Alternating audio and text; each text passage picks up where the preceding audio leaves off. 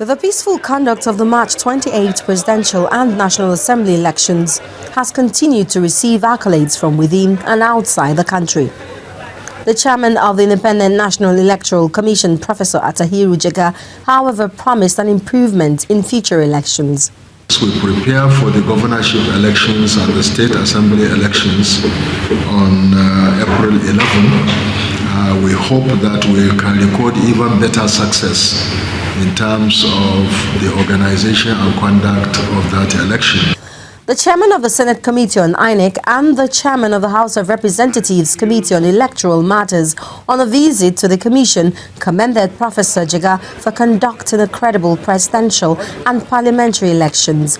They urged the electoral umpire to address the problems experienced in the March 28 elections. We pray that the one that is coming on for the governorship and the state assembly, that will go well too. So I thank you.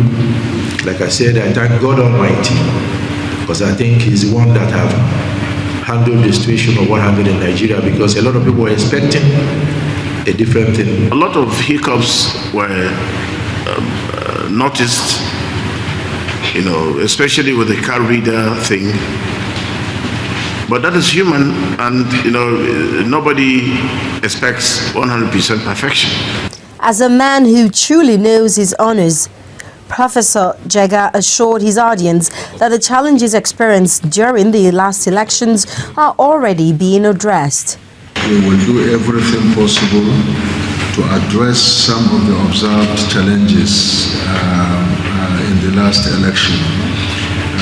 We are committed to continue to improve the electoral process, and we've come a long way from 2011. The March 28 elections may have produced winners and losers, but the governorship and House of Assembly elections remain a hurdle that the Independent National Electoral Commission must cross before beating its chest of having delivered the successful general elections.